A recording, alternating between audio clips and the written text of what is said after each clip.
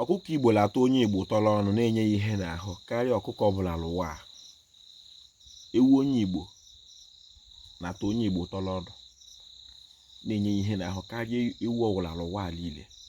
Efi ndị Igbo na-atọ onye Igbo ụtọ n'ọnụ na-enye ya ihe n'ahụ karịa efi ọbụla n'ụwa a. Nri ndị Igbo na-atọ onye Igbo ụtọ n'ọnụ na-enye ya ihe n'ahụ karịa nri ọbụla n'ụwa a. Ọ bụ gịnị mekwere onye Igbo amaghị na omenala Igbo ga-atọkwa onye Igbo ụtọ n'ahụ n'ọnụ nyekwe ihe n'ahụ karịa omenala ọbụla n'ụwa a? Isiokwu m n'ụbọchị nke taa bụ Africanism nke mbụ. Ihe a wụ ozi nwanna B.A. Orji onye abịrịba dere ndị Igbo. Ajụkwala ndị ole ndị abịrịba. Ọ ndị abịrịba gwara ndị Igbo kala okpogho kala ọnwụ. Onye Igbo ekwere ego n'oge dịka ugbara agha agwọ ọgwụ. Africanism nke mbụ, ihe mmụta nke mbụ. Onye ozi B.A. Orji asịghị ụlọkwu ụwala udo taa wee eke ketara anyị ife ọma.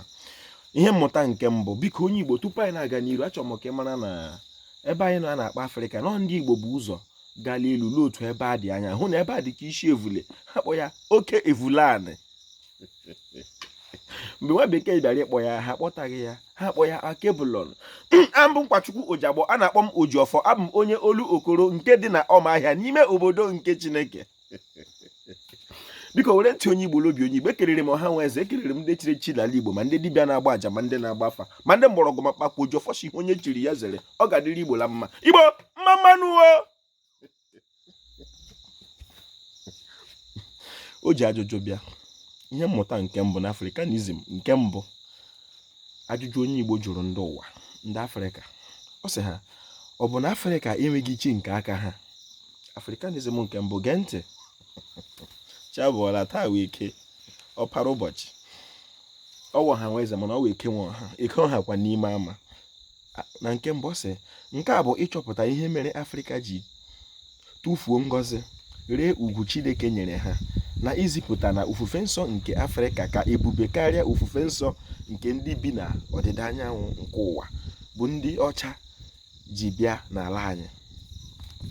Nke abụọ ya, onye abịrịba na-ekwu, B.A. Orji, ezigbo mmadụ, ya gaziri gị. Ọ sị, tutu eweta ofufe nsọ nke ndị na-eso Jizọs n'ala Afrịka, ndị Afrịka amatawo oriyi na Chukwu dị, ma ọ dị ụzọ ha si na-efe ya. Nke atọ, onye ọcha na-akpọ Captain J. Walsh bịara na Naịjirịa n'arọ 1588, rutara n'osimiri Benin, dee n'ime akwụkwọ o nyere ndị ala ya sị, ndị ojii dị ndụ anụ ọhịa, ha amaghị Chineke, ha enweghị ofufe nsọ. Okwu nke a bụ okwu iro nke sitere n'ọnụ onye kpọrọ Afrịka asị pụta, nke isonye asị. Otu ụkọchukwu onye ọcha kọwara ihe okwu Captain Walsh pụtara. Ọ sị na ndị ojii na-efe Chineke site n'ịkpọ isi ala nye arụsị apịrị apị na nke akpọrọ akpụ, nke isonye asị.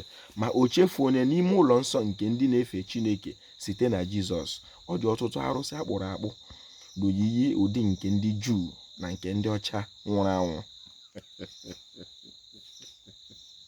Nke asaa ya sị, ndị Kraịst were obe dịka ihe ji amata ofufe nsọ ha, ma ndị ofufe nsọ omenala nke Afrịka were ọfọlọgwụ, eziokwu na ikpe ziri ezi, were na-amata akara nke ha nwa. Ndị Afrịka na-atụ mmanya n'ili onye nwụrụ anwụ. Otu aka ahụkwa ka ndị Kraịst na-efesasị okooko osisi n'ili onye ha nwụrụ anwụ. Ụzọ ihe abụọ a bụ aja. Kama agbaghị ụkwụ na kama gaba n'iru, ndị Afrịka nke itoolu ya sị, obodo niile dị n'ụwa na-akpọ aha Chineke dịka asụsụ ha si dị. N'ihi gịnị ka otu agbụrụ ga-eji kwutọọ ofufe nsọ nke ndị ọzọ, dịka ga-asị na ha na Chineke kara akara, na ọ bụ naanị ofufe nsọ si n'aka ha ka a ga-esi mara ya? Ebe m chọrọ ịkwụsị na nke iri ya tupu m atụpenye ya azụ ụwa, oge adịghị. Okwukwe na-ezighị ezi nke ofufe nsọ nke ndị bi n'ọdịda anyanwụ nke ụwa a na-ezi anyị na ọ bụ naanị Chineke nke Israel na nke Abraham na nke ebo niile nke ndị Juu ga-azọpụta anyị nwa bụ ndị Afrịka. ya ozi nwanna biya ọjị onye abịrịba ziri ndị Igbo l'ozuzu, ndị Afrịka l'ozuzu. Onye Igbo mgbe Chineke kechere ụwa, mgbe Chineke kechere onye Igbo, ya si ya lee n'ihe niile o kere eke nọ maka ịdị mma na mma nke ya. Ebe a ka obodo nna m si were ekele mbụ ndị Igbo kwere mma, ọ na-eme ekpe mma ya ama mma.